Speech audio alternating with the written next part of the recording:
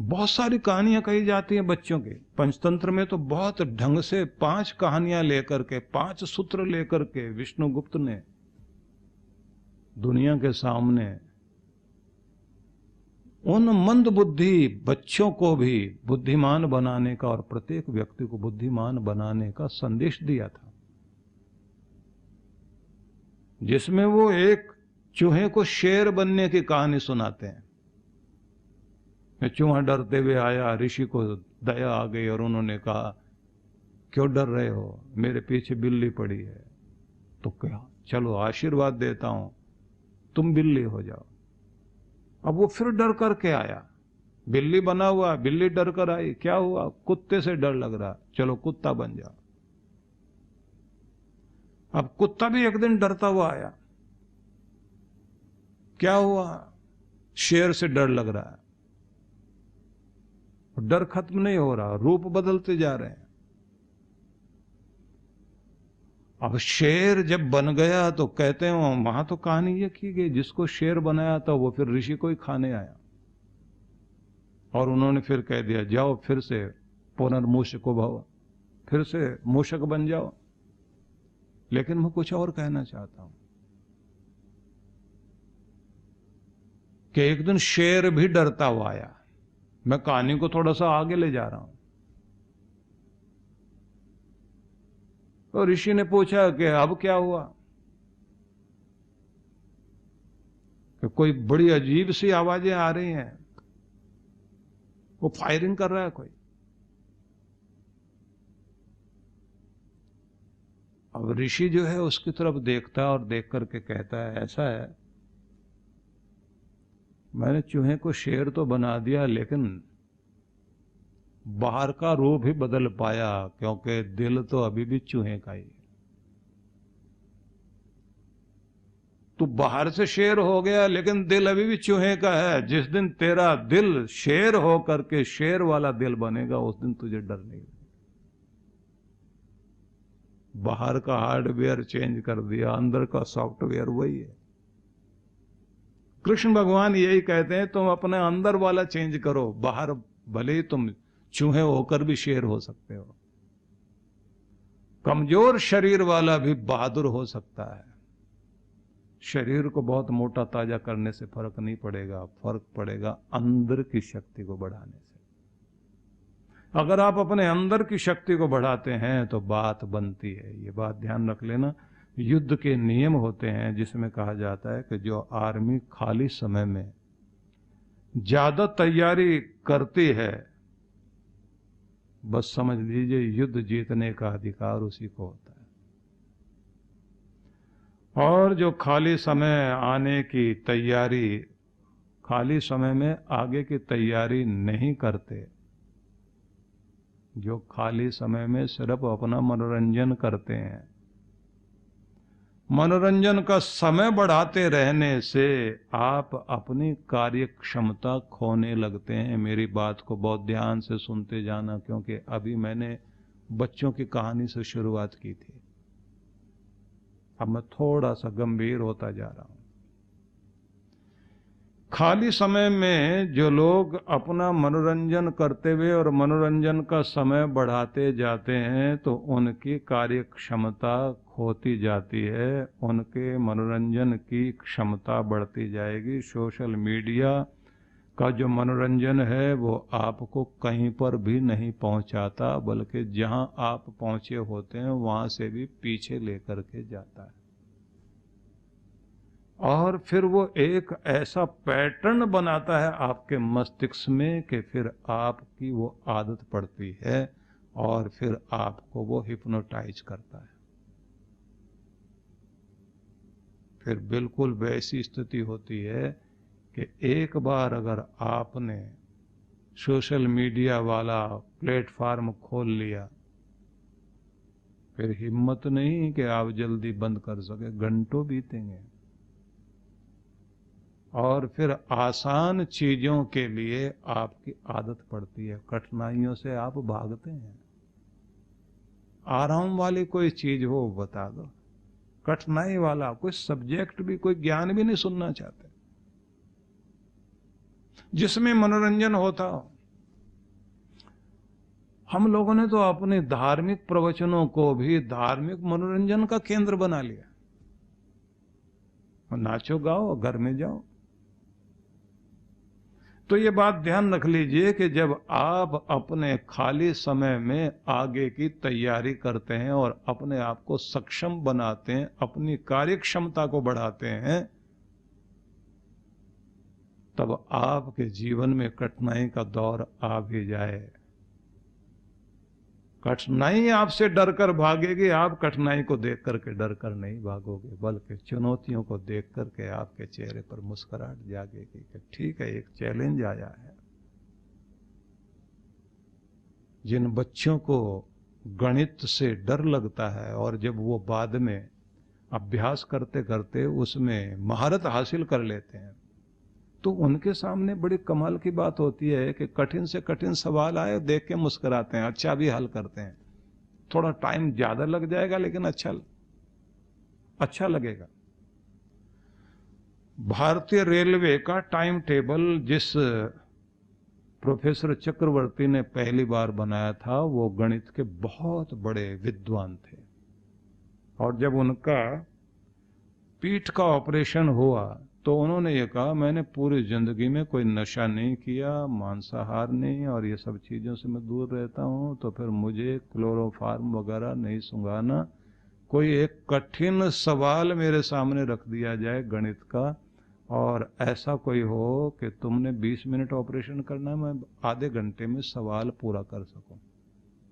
तो 3 बड़े प्रोफेसर लोगों ने उनके सामने एक गणित का बहुत बड़ा ऐसा सवाल रखा जो दूसरे लोग उसे 3 या 4 घंटे में करेंगे, लेकिन उनको पता था कि ये आधे घंटे में पूरा कर लेंगे। डॉक्टर ने पीठ के फोड़े का ऑपरेशन किया और 20 मिनट में टाँके वाँके लगाकर पट्टी बांधी। 22वें मिनट में डॉक्टर जो है देखता है कि मेरा काम पूरा हो गया। 25 मिनट के बाद इनका सवाल पूरा हो गया। ये सवाल में लगे हुए थे, इतने एकाग्र थे कि इनको अपनी होश ही नहीं कि हो क्या रहा। क्योंकि मन जहां खो जाता है, तो आप देखते हैं बच्चे खेलते खेलते उनके पांव में चोट लग जाए, उनको पता ही नहीं लगता, खून तक बहने लग जाता है, खेल में इतने मस्त है। अचानक कोई बच्चा कहे तो तेरा तो खून निकल रहा है, अब उसको देखते रोना शुरू करता है कि अब घर वाले मारेंगे, तो अब रो रहा है। और रोता इसलिए है कि घर के लोग कहें कि नहीं नहीं बेटा अभी ठीक हो जाएगा, ठीक हो जाएगा। उसको चोट का दर्द नहीं है, उसको लगता है कि कोई डांटे नहीं। और दर्द का एहसास इसलिए नहीं हुआ क्योंकि वो एकाग्रता में थे। एकाग्रता जो है आपकी पीड़ा को भी भुला देती है। जो लोग अपनी एकाग्रता में अपने मन को लगा करके किसी भी एक काम में इतने खो जाएं कि उनको खुद का एहसास ही ना हो कि वो हैं कहाँ। आप समझ लीजिए कि उस समय आपके अंदर न जाने कितने कितने तरह की चीजें खुलती हैं। एकाग्रता जो आपको देती है उसका तो मुकाबला ही नहीं। आपके जीवन में बड़े से बड़ी चीजें तभी संभव हो पाती है जब आपकी एकाग्रता, कंसंट्रेशन बहुत अच्छी होती है। लेकिन जिन लोगों को अपना मनोरंजन में ज्यादा रुचि रहती है, उन लोगों की आदत पड़ जाती है ज्यादा मनोरंजन, ज्यादा सुविधा, कठिनाइयों से भागने लग जाएंगे। और जीवन का एक बड़ा महत्वपूर्ण नियम है, जितना जितना आप सुविधाओं की तरफ चलते चले जाएंगे, बात को बहुत ध्यान से सुनना, जितना जितना सुविधाओं से आप जुड़ते चले जाएंगे, सुविधा आप भोगी होंगे, सुविधा पसंद करने वाले होंगे, तो जितना सुविधा को चाहेंगे उतना उतना जीवन कठिनाई में पड़ता चला जाएगा। जितना जितना आप कठिनाइयों की तरफ चलते चले जाएंगे, उतना उतना जीवन आसान होता चला जाएगा। जीवन को अगर आसान बनाना है तो कठिनाइयों से लड़ना सीखिए, कठिनाइयों से भागना नहीं। कठिन चीज को पहले हल करना शुरू करो।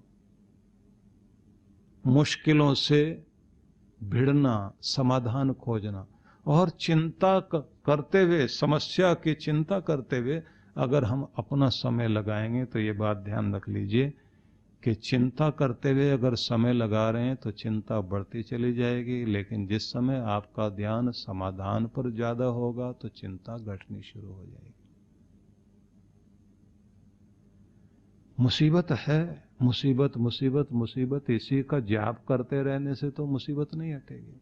मुसीबत का हल क्या है, ठीक करने का तरीका क्या है, बस इस पे दिमाग लगाना शुरू कर दीजिए। उसमें जितना मस्तिष्क आप लगाते चले जाएंगे समाधान अंदर से ही मिलते हैं। तो भगवान श्री कृष्ण ने कहा, आदेश दिया कि जीवन की क्षुद्र दुर्बलता को, भावुकता को त्याग कर व्यक्ति अपने महान कर्तव्य के लिए सदैव तत्पर रहे। दूसरी बात कही कि कायरता को जिंदगी का हिस्सा मत बनने दो। तीसरी बात कही, तुम जहां हो, जिस परिस्थिति में हो, वहां से ऊपर उठो। अपनी भावुकता को त्याग कर, अपनी परिस्थितियों को त्याग कर ऊपर उठना सीखो। इसलिए जगह जगह पर यही संदेश है। एक स्थान पर फिर देखिए इसी अध्याय में, दूसरे अध्याय का ये 37वां श्लोक है, जिसमें भगवान कहते हैं, तस्मात् उत्तिष्ठ कौन्तेय युद्धाय कृत निश्चय। कुंती पुत्र अर्जुन, निश्चय करके युद्ध का, संघर्ष का, कि युद्ध करना है, उठो। तो फिर आपको वहीं लेकर चलता हूं। जिस परिस्थिति में, जिस स्थिति में, जिस दौर से आप गुजर रहे हैं, जहां आप खड़े हैं, जहां आप बैठे हैं, जहां जिंदगी जी रहे हैं, वहां से ऊपर उठने का संकल्प। कोई और आएगा मेरे बदले, मेरे लिए मेरी किस्मत बना देगा, मेरी जिंदगी ठीक कर देगा, ऐसा कुछ भी होने वाला नहीं है। आपके बदले आपकी जिंदगी कोई और जीकर आपको बेहतर कर देगा, ऐसा होने वाला नहीं। और जिंदगी में अगर लॉटरी का टिकट लग भी जाए, संयोगवश कोई बड़ा काम हो भी जाए, तो जो चीज आपको मिली है वो टिकेगी, ऐसा संभव नहीं है। लॉटरी लग सकती है, लग भी गई तो आप अमीरी को प्राप्त हो जाएंगे, संभव नहीं है। कम से कम 2 लोगों को तो मैं जानता हूं, एक व्यक्ति ने 7 करोड़ रुपए जीते थे, एक ने 5 करोड़ जीते थे। कौन बनेगा करोड़पति में? तो जिसने 5 करोड़ जीते थे सुशील कुमार ने, उसके बारे में उसकी हिस्ट्री आप पढ़ लीजिए। सोशल मीडिया अगर देखने की ज्यादा रुचि है तो पता लग जाएगा कि धन तो आया था, लेकिन जैसे आया था वैसे चला गया। वो व्यक्ति आज भी टीचर है जहां से शुरुआत की थी। न जाने कितने कितने लोग हैं जिनकी लॉटरी लग जाती है, लेकिन फिर वहीं पहुंच जाते हैं। क्योंकि लक्ष्मी आ भी जाए, संयोग से आपको सफलता मिल भी जाए, तो टिकेगी तभी जब आप उसके योग्य होंगे। और योग्य होने के लिए आपको हर दिन तैयारी करनी पड़ती है। सबसे पहले तो एक बात ध्यान रख लीजिए कि जिस व्यक्ति ने अपने जीवन को महान बनाना है, थोड़ी ऊंचाई की तरफ लेकर जाना है, तो उसको सबसे पहले एक काम करना पड़ेगा। जीवन को अनुशासन से बांधना है। कठिनाइयों से भागना नहीं, जागना है। तीसरी चीज है अपने समय का ठीक से उपयोग करना सीखना है। चौथी चीज है जो याद रखना है कि मुस्कुराना है हर पल। 3 शब्द कहे जाते हैं ना, मुस्कुराना, शुक्राना और दिल नहीं दुखाना। बस ये याद रख लीजिए। मुस्कुराते रहना, शुक्राना करते रहना, और किसी का भी दिल नहीं दुखाना, मतलब किसी को भी पीड़ित मत कीजिए। बस ये तीनों चीजें याद कर लें तो आपके जीवन में कृपा शुरू हो जाएगी। कहते हैं जब जागो तब सवेरा, कहते हैं ना कि प्रभात तब नहीं होता जब सूरज निकलता है, प्रभात तब होता है जब आप जाग जाते हैं। तो आपका सवेरा कहाँ से शुरू हुआ? तो आप उठिए, जागिए, अपनी स्थिति को समझिए। और खास बात, क्योंकि मैं जल्दी जल्दी में सूत्र बोल रहा हूं, हमारे देश में एक बहुत अच्छे ग्रामीण कवि थे, उनका नाम था घाघ। तो अब जो है किसी आदमी को ज्यादा कोई चतुर हो, होशियार हो, लोग कहते बड़ा घाघ है। तो उन्होंने एक बड़ी कमाल की बात कही थी, आप भी याद कर लीजिए। ओछी बैठक और ओछे काम। ओछी बैठक, ओछे काम, ओछी बातें आठों याम, घाघ बताए तीन निकाम, भूल ना लीजो इनके नाम। अब तीन क्या मतलब? ओछी बैठक, गलत ओछे लोगों के बीच जिसने बैठना शुरू कर दिया और ओछे काम करने शुरू कर दिए। ओछी बातें आठों याम और सारा दिन ओछी चर्चा, घटिया बातें, घटिया चर्चा, घटिया संगत और घटिया काम। जो तीन काम जिसने शुरू कर दिए, बोले ऐसे लोगों का अगर कुछ परिचय हो भी तो उनका नाम आपस में मत लेना। क्यों? कि कहीं उनका कूड़ा करकट तुम्हारे माथे पर ना चिपक जाए। तुम दुनिया में बहुत आगे जाने के लिए आए हुए हो, इसलिए उठो। तुम जहां पड़े हुए हो वहां से बहुत आगे जाना। तो चर्चा शुरू हो चुकी है और कल हम लोग बढ़ेंगे आगे कि भगवान श्री कृष्ण का आगे और क्या संदेश है। विख्यात आध्यात्मिक एवं ध्यान गुरु डॉक्टर अर्चिका दीदी के पावन सानिध्य में कैलाश मानसरोवर यात्रा 2025 में भाग लीजिए और परिष्कृत करें अपनी आध्यात्मिक तपस्या को। भगवान शिव एवं सद्गुरुदेव परम पूजनीय श्री सुधांशु जी महाराज के आशीर्वाद से यह 10 दिवसीय तीर्थ यात्रा 8 से 17 सितंबर 2025 तक चलेगी। डॉक्टर अर्चिका फाउंडेशन द्वारा आयोजित यह परम पावन यात्रा 5 साल के लंबे अंतराल के बाद पुनः शुरू होने जा रही है। कैलाश मानसरोवर एक दुर्गम यात्रा है। इसे ध्यान में रखते हुए फाउंडेशन द्वारा हेलीकॉप्टर यात्रा का प्रबंध किया गया है, जिससे सभी विशेषकर वृद्ध तीर्थयात्री इसे सुगमता से पूरी कर पाएंगे। तो चलिए हमारे साथ आत्मा एवं परमात्मा के इस गूढ़ संवाद कैलाश मानसरोवर 2025 की यात्रा में।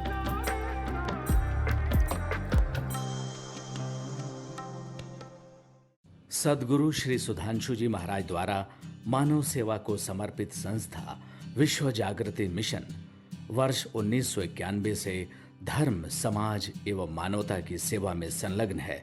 यह संस्था 90 मंडलों, सेवा केंद्रों के माध्यम से न केवल भारत अपितु देश के बाहर अनेक देशों में सेवा के कार्य कर रही है। संस्था की स्थापना से लेकर अब तक विगत 30 वर्षों में जहां लोगों को सन्मार्ग पर प्रेरित करने के उद्देश्य से गुरुवर ने 7000 से अधिक प्रवचन दिए हैं, वहीं देश के राज्य की राजधानियों व प्रमुख नगरों में लगभग 40 आश्रम, 25 मंदिर, सत्संग भवन व ध्यान साधना केंद्रों का निर्माण हुआ है। दिल्ली में करुणा सिंधु धर्मार्थ अस्पताल एवं फरीदाबाद के आरोग्य धाम अस्पताल में लाखों जरूरतमंद रोगियों का उपचार व ऑपरेशन किया गया है। अनाथ गरीब बच्चों के लिए सूरत में अनाथाश्रम, दिल्ली एवं कानपुर में गुरुकुल, फरीदाबाद में ज्ञानदीप विद्यालय, मुरादाबाद में सृजन प्राइमरी स्कूल, झारखंड के रुक्का खूंटी गांव में आदिवासी बच्चों के लिए 2 पब्लिक स्कूल समेत दिल्ली में उपदेशक महाविद्यालय भी बनाया गया है। इन शैक्षणिक संस्थाओं में लगभग 2500 बच्चों को शिक्षित व संस्कारित किया जाता है। दिल्ली के आनंदधाम आश्रम में जहां वृद्धाश्रम एवं वानप्रस्थ संचालित हैं, वहीं आश्रम की कामधेनु गौशाला में 125 गौओं की सेवा की जाती है। कामधेनु गौशाला की तरह ही देश के प्रमुख नगरों में 7 अन्य गौशालाएं भी संचालित हैं। साथ ही पूजा पाठ, यज्ञ अनुष्ठान से लोगों में धार्मिक भावना जागृत की जाती है। गरीब जरूरतमंद महिलाओं को सक्षम बनाने के लिए जहां कई तरह के प्रशिक्षण दिए जाते हैं, वहीं गरीब कन्याओं के विवाह में सहयोग भी किया जाता है। प्राकृतिक आपदा जैसे कि बाढ़, भूकंप, तूफान आदि में जहां मिशन द्वारा प्रधानमंत्री राहत कोष में सहयोग किया जाता है, वहीं जैसे वर्तमान में चल रही महामारी कोरोना संकट काल में जरूरतमंदों को भोजन, राशन किट व सांसों के संकट से जूझ रहे जरूरतमंद मरीजों को देश विदेश से मंगाकर ऑक्सीजन कंसंट्रेटर बांटे गए। मानव सेवा को ईश्वर भक्ति मानते हुए सेवा परमो धर्म के भाव से विश्व जागृति मिशन के सेवा कार्य निरंतर जारी हैं। आइए मिशन के सेवा पथ पर बढ़ते कदमों में कदम से कदम मिलाकर चलें और मानवता की सेवा में दान सहयोग कर पुण्य के भागीदार बनें।